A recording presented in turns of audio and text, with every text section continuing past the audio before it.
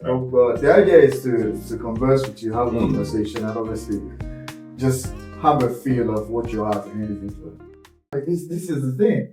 This is what I introduced to you that we've been doing. This is all this platform we built. That is exactly what it's all about. Where we have the blocker in all this is trying to get the government involved in this process. We've always hit that. Let me ask you a question. Why do you want the government involved? To help with the awareness creation. For instance, not two things we have to look at it from: awareness and empowerment. Not financial. I'm not mentioning anything about funding or whatever, which is where some other conversations might go with other people. No, we're talking strictly from creating an awareness about what state is about, what culture is about, and then empowerment as well. You know, you rightfully said if we have the right infrastructure background, you can work from a distance. Now you want to encourage people to start thinking like that. See, that's why I come to security.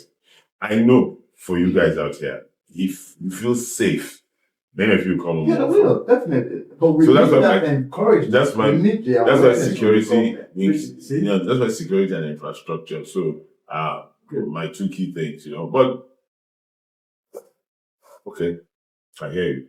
I was on the board of a foundation called Faith Foundation, which was supporting entrepreneurs and SME owners to improve their skills. There's no government involvement, and Faith is known nationally.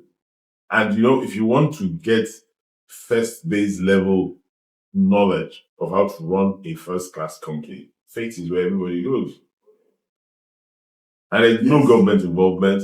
The government, once in a while we can invite a government official to a function we're having. That's it. There's another one, Christopher Kolade Foundation, and that's focused on girl child upliftment. So government involvement. Once in a while, we go to the government and say we want to do things in the schools, needs to us permission. But that's it. So maybe they have things going as well. Yeah. So what I'm saying, so let's for me, and I was talking to you guys in Hamburg the other day. And one of the things I said to them straight away is that, guys, we're going to start getting you guys to adopt. We're going to start getting you guys to adopt schools. Right.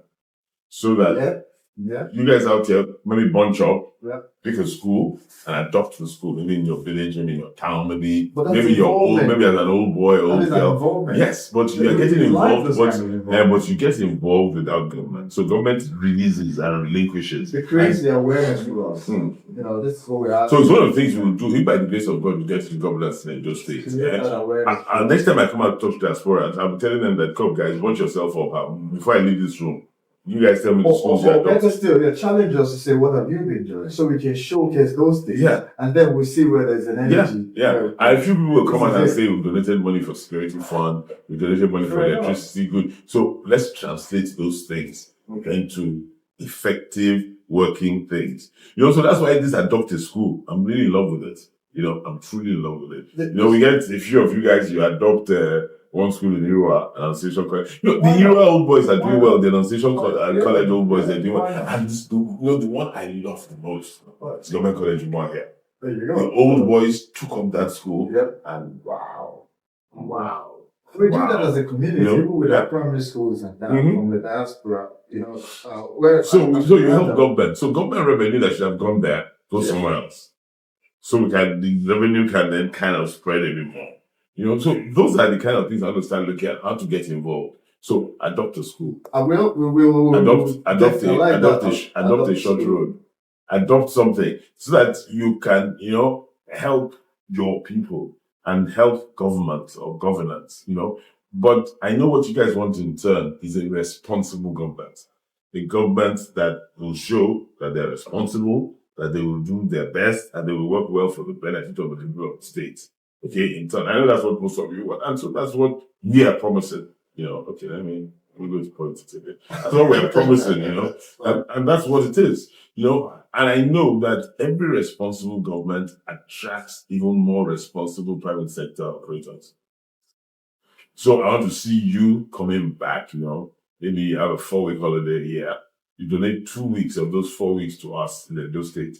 You're looking at the academy, sports academy for kids. Make sure everything you put in place is working well. You're mentoring, you're teaching, you're collaborating. So that's your 2 weeks there.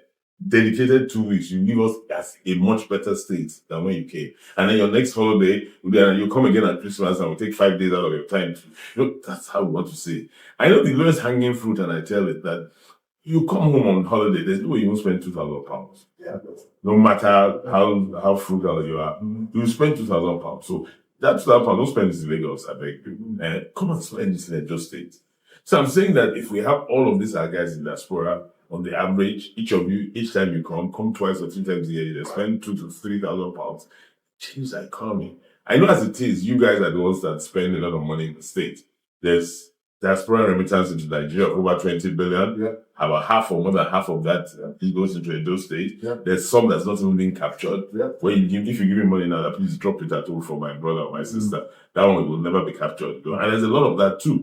So I'm saying that, come guys, I want part of those remittances to go into creative, productive businesses. So when we set up companies, hey guys, will you come and invest? When we're setting up some kind of vocational arrangement, guys, are you going to come and invest? Or are you going to come and teach? Or are you going to come and help us teach? Are you going to help us find the resources to teach well? Those are the things, and I'm going to be calling on you guys because, again, I say it all the time. If you guys show commitment to coming back and doing things at home, right, it's easier to get others with expertise in different areas to also come because they've seen you guys. And it's the Jew model. Every Jew goes back home and does something. And so Israel is the first world state, regardless of the wars they fight. Yeah. So can you imagine if Israel wasn't fighting any war? They would have hammer a long time. Hammer past the one with the hammer. So that's what I want us to look at in Edo State. To come and get your resources. You guys have had the privilege to have received cutting edge teaching, cutting edge work habits. Yeah. And then replicate, bring some of it back to Nigeria. And so you and I can work on that. The promise I can make to you is that after the elections, maybe elections end in September, hopefully it'll go well. Right. September to November, I've been trying to get myself together and get government together so we can land running. But early next year, I'll come and spend a weekend with you and your guys. Let's talk to our guys from, that also will be a bit impactful. The leader from Nigeria coming to sit with you guys and saying, okay, guys, what's the next step? Yes, that's exactly what I was saying before. And I'm glad you mentioned that. That's what we need. So I promise you that. So we look at something like that. I don't really like winter very much anymore. Whenever so maybe we start getting to April. Maybe like an April, May event. The idea is to converse with you, have a conversation, and obviously just have a feel of what you are as an individual. And this is the same thing for people to listen to and watch. Really. I want our guys, with the capabilities that they've picked up. Let's bring it back to Edo State. Well, I'm clearing my mind. They don't see I'm clearing my mind that we can move Edo State from where we are to the first world. It's been done before. People tell me that if Nigeria is not in the first world, how can I state within Nigeria? And I'm telling you, it's been done before. And we will do the way it has been done before. We'll do it. Because we have the capability, we have the resources, we have the people. And it's always about people. And you hit the nail on the head. It's always about that leadership. But with all the leadership traits mentioned, love and courage. You have courage. I'm sure you had love. Maybe you had empathy. But love for your people and courage must be in there. Mine is to have a continuous conversation with you at some point. No, for me, our young ones should feel strong. That's why when we started the campaign, people were talking about homeboys and all that. I scratched my head that, that sounded like an interesting statement.